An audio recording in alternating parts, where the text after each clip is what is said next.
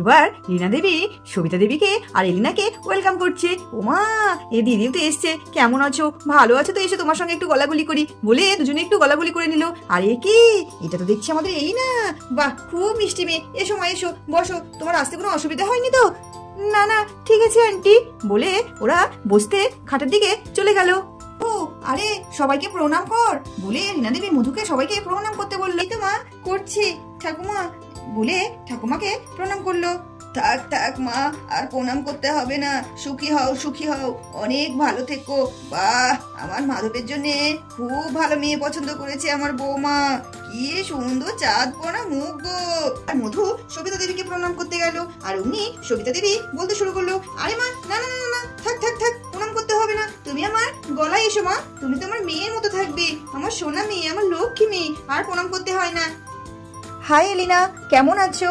বাবা ভালোই আছি, তোমাদের এখানে যে গরম, আমার সহ্যই হচ্ছে না এত গরম। আর মাধব আসলো, মাধব তো এলিনাকে দেখে একেবারে অবাক হয়ে গেছে।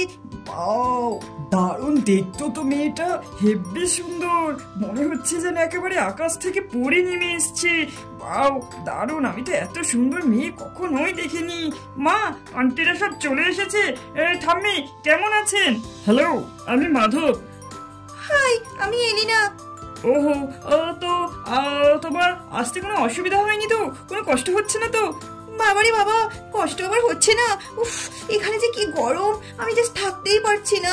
উফ, বাপরে বাপ। ও, একটু লোডশেডিং এর প্রবলেম আছে, না হলে ঘরে গিয়ে বসতে। আমাদের ইন্ডিয়াতে লোডশেডিং এর প্রবলেমটা খুব বেশি আর কি। আচ্ছা আচ্ছা আচ্ছা, তুমি বসো, আমি একটা হাত পাখা নিয়ে আসছি তোমাদেরকে হাওয়া করার জন্য বলে মাধব একেবারে দৌড়াদৌড়ি করে হাত পাখা আনতে চলে গেল। বলে মাধব তাড়াতাড়ি করে একটা হাত পাখা জোগাড় করে নিয়ে আসলো হাওয়া করার জন্য। এবার মাধব তো একেবারে এলিনার সেবায় মশগুল হয়ে উঠেছে। এবার মাধব একেবারে এলিনাকে তোর জোরে হাওয়া করা শুরু করে দিল। এই যে ম্যাডাম, এবার আপনার গরম লাগছে না তো? ঠিক আছে তো? আপনি কেমন লাগছে বলুন? হাত পাখার হাওয়া আমাদের গ্রাম অঞ্চলে কিন্তু এসব খুব চলে আর কি, বেশ ভালো লাগে। এসব নিশ্চয়ই আপনার অভ্যাস নেই আর কি। ঠিক আছে ঠিক আছে, দেখেছিস শিরিন, ভালো করে দেখে নে। মাধব দাদা অমনি এলিনা দিদিকে হাওয়া করাতে ব্যস্ত হয়ে গেছে। ওই আমাদের তো ওরকম করে না, আমাদের শুদ্ধ গান বলে দেয়, আর আমাদেরকে শুধু বকাঝকা করে কিছু করলে। আর অমনি যেই এলিনা দিদি এসেছে, বিদেশি মেয়ে না, একেবারে পাগল হয়ে গেছে দেখে। দেখ দেখ দেখ কেমন হাওয়া করছে। আগে যা, তারপরে মজাটা বোঝাবো। দিদি, এরা সব এখানে কথাবার্তা গুলো বলুক, আমরা একটু ফাঁকার দিক থেকে ঘুরে আসি। হ্যাঁ হ্যাঁ, তাই চলেন, আমরা একটু ওই দিক থেকে ঘুরে আসি বলে রিনা দেবীরা ওইদিকে চলে গেল। এদিকে মাধব এলিনাকে হাওয়া করছে, ওদিক থেকে রিনা দেবী কোনো একটা দরকারে মাধবকে ডাক দিল। মাধব, ও মাধব। বলো মা। আয় একটু বাবা, এদিকে একটু শোন তো। উফ, মাটাও না এখন আর ডাকার সময় পেল না।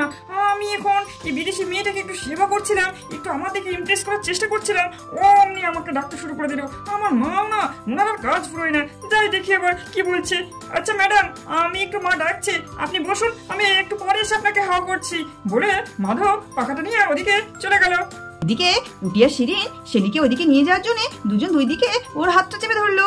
শেলি দিদি চলো না, আমরা ওই দিক থেকে গিয়ে বসি, তোমাকে ওই খাটের দিকে নিয়ে যাই, তুমি এখানে একা একা দাঁড়িয়ে কি করছো? এই তোমরা আমাকে ধরো না, যাও বলছি এখান থেকে যাও। আমাকে কেন ধরেছো? আমার জামাটা নোংরা হয়ে যাবে না বলে অমনি শিরিনকে ফেলে দিল শেলি। শিরিন কাঁদতে শুরু করে দিল। মধু তাড়াতাড়ি করে শিরিনকে ধরতে গেল।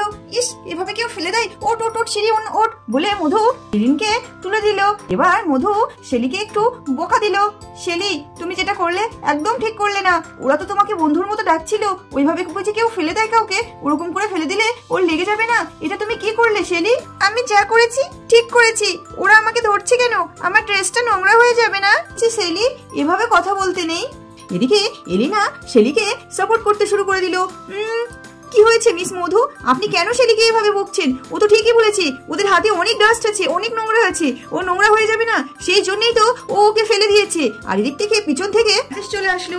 এলিনা, তুই কি বলছিস? একবার ভেবে বলছিস? তুই এটা কি ধরনের কথাবার্তা বলছিস? আমি পেছন থেকে সবটা দেখেছি। শেলি শিরিনকে ফেলে দিয়েছে, এটা মোটেও ঠিক না।